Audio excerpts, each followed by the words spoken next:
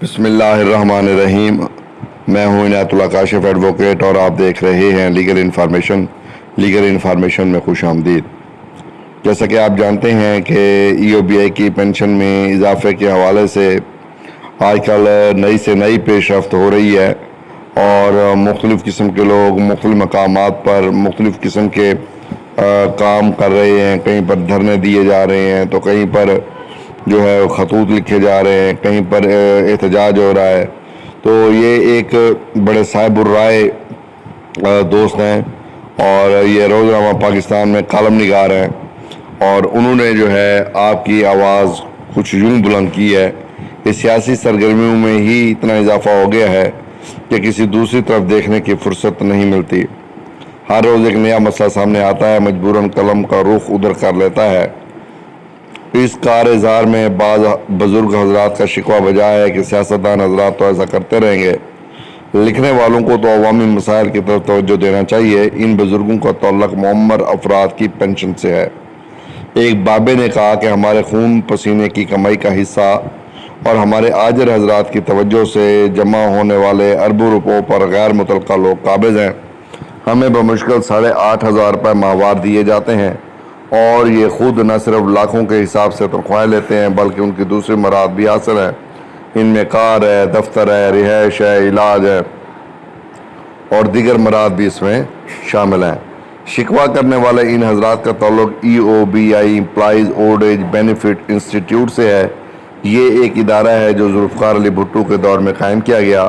اس کے مقاصد میں ان حضرات کی بہبود تھی جو اپنی ملازمت کا عرصہ پورا کر کے ریٹائر ہو جاتے ہیں۔ ان کو سینئر سٹیزن قرار دیا گیا اور ایک قانون کے ذریعے طے کیا گیا کہ جن صنعتوں یا بڑے تجارتی اداروں میں 35 سال سے زیادہ ملازم ہیں ان اداروں کو رجسٹر کیا جائے گا۔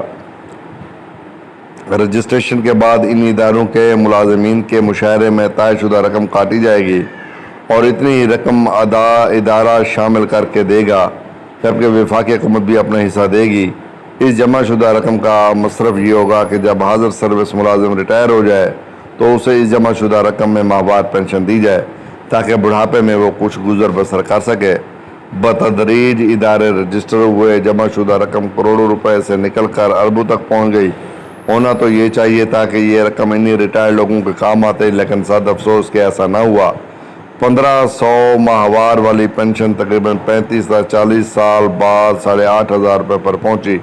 اس وقت بڑھاپے والی پینشن کے کھاتے میں اربوں روپے ہیں اور یہ بڑی رقم خود برد والوں کو بھی متوجہ کرتی ہے۔ اس مالی انتظام کے ذریعے ایک بورڈ آف ڈائریکٹر بنا دیا گیا، متعدد ڈائریکٹر اور ایک چیئرمین ہے۔ اس کے بعد مرکزی سطح پر مختلف شعبے بنا کر جنرل منیجر لگائے گئے جن کی کم از کم تعداد 4 ہے۔ ان سب کے مشاہرے سرکاری سی ایس پی افسروں اور نجی اداروں کے حوالے سے مقرر ہیں۔ اس انسٹیٹیوٹ کے قیام کا مقصد بتایا گیا کہ بورڈ آف ڈائریکٹر جمع ہونے والی رقم سے ایسے منافع بخش منصوبے بنائے گا جن سے آمدنی میں معقول حد تک اضافہ ہو جائے تاکہ رقم منجمد نہ ہو اور سرمایہ بڑھتا رہے۔ اس نیک مقصد کے لیے بتایا گیا، لیکن یہ نیک مقصد نیت میں خرابی پیدا کرنے کا ذریعہ بن گیا۔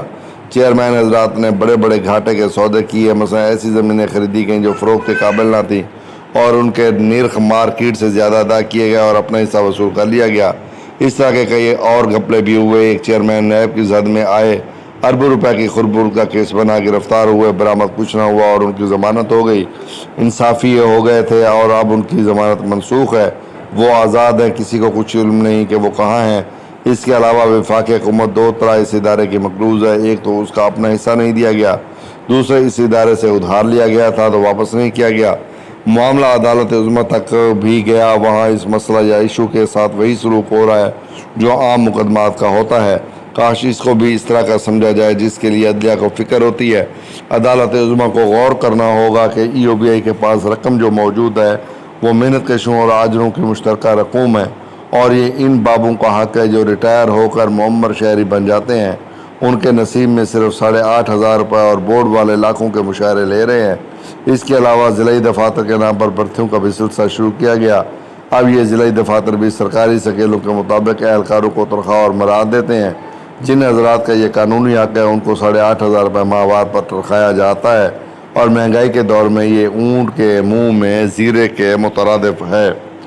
اگر عدالت عظمیٰ پورا ریکارڈ منگوائے تو معلوم ہوگا کہ 2016 میں یہ طے پایا گیا کہ ملک میں مزدور کی کم از کم تنخواہ کے برابر بڑھاپے کی پینشن ہوگی، اور اس پر آج تک عمل کی نوبت نہ آ سکی۔ ان پینشنوں میں زیادہ تر بوڑھے بیمار ہیں، اور گزر اوقات کیا ہوگی، ان کو ادویات کے لیے بھی اتنے پیسے ناکافی ہیں۔ ہر بدلتی حکومت کی توجہ دلائی جاتی ہے، لیکن ادھر سے آنکھیں بند ہیں۔ البتہ چیئرمین اور ڈائریکٹر من پسند لگائے جاتے ہیں تاکہ ان کا بھلا ہو، اور یہ سب سیاسی تقرریاں ہوتی ہیں۔